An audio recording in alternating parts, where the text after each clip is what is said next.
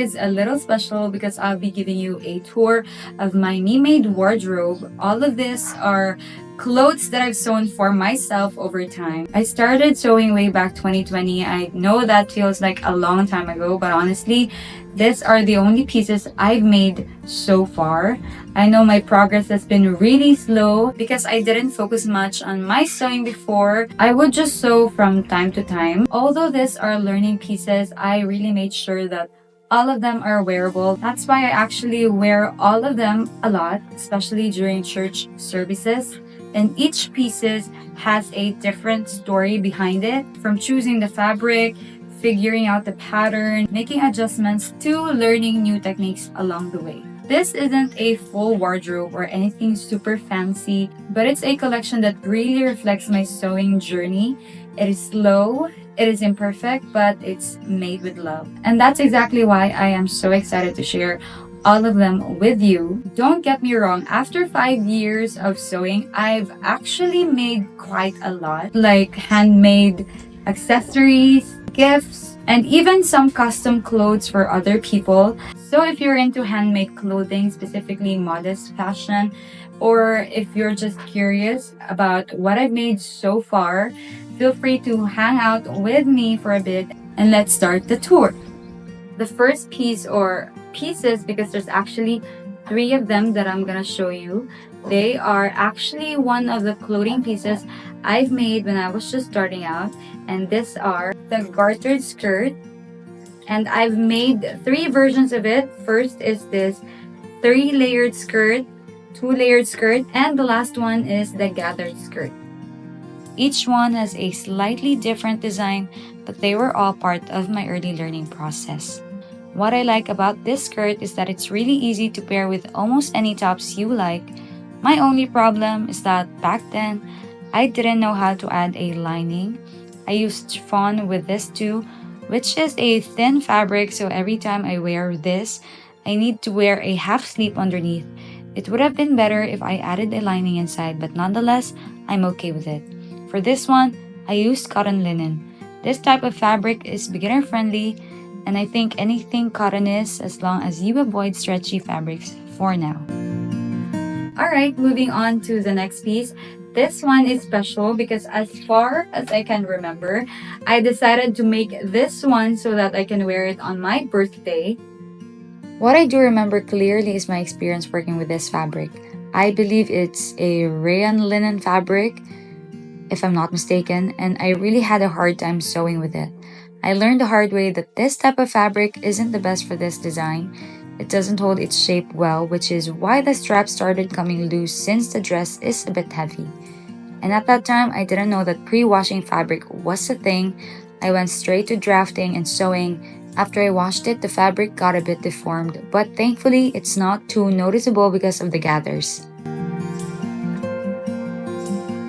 And even now, I still wear this dress, and it's also close to my favorite color. Maybe that's why I decided to use this fabric. Now let's move on to the matching sets I made. There are actually two of them. The first one is in white. The second one is in this checkered. I actually used the same fabric as the sleeveless gathered skirt, and I made the same mistake. I didn't pre-wash the fabric, and I also learned something important about circle skirts. You should let them hang overnight before hemming. This helps the fabric settle and prevents an uneven hem since the bias parts of the fabric can stretch out more than others. While for this set, I love wearing them as a pair and also mixing them with other pieces in my wardrobe. I forgot the name of the fabric, but it's light, not stretchy, and very easy to work with. My only problem with this one is I didn't put any interfacing in the waistband because it gives the waistband more structure and helps it hold its shape, especially with lightweight fabrics. Without it, the waistband tends to fold or wrinkle easily, and it just doesn't look as polished. But it's okay. I think I learned my lesson. Well, my main goal here was to practice sewing a ruffle sleeve, pleated skirt, and attaching zippers, and I still need to work on some parts.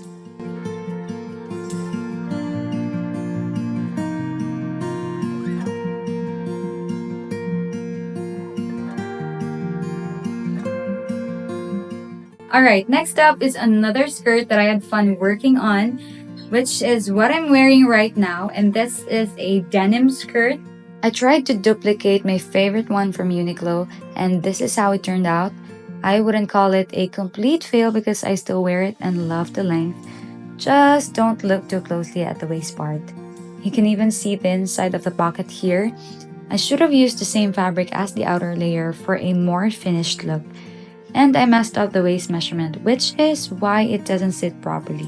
But I really wanted to learn how to sew a zipper, and that was my main goal for this project.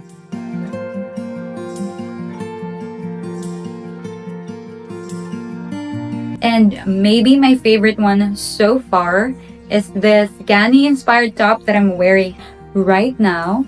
I've seen so many of this on IG and I really loved how it looked and decided to make one for myself. Gani tops are usually loose fitting, but mine turned out more fitted since I used my basic bodice pattern and didn't add much allowance. It's definitely a smaller version that I planned, but I'm still happy with how it turned out. I'll try to make a looser version next time.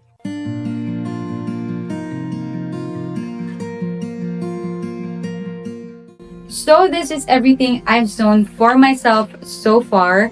I know it's not a lot and definitely not perfect, but each piece has taught me something that really helped me grow in my sewing journey. And looking back at them really reminds me of how far I've come. And it's all by the grace of God that I've come this far, even if the progress was really slow. And if you've also noticed, and I just realized this now, that my color choices are kind of boring. So I think it's about time to start making more colorful ones. I hope this inspires you to keep creating no matter how small your steps are. If you enjoyed this tour, don't forget to like, subscribe, and join me as I continue to learn and sew more pieces. Let me know which one's your fave. I'd really love to hear it from you. Thanks for watching, and I'll see you in the next one.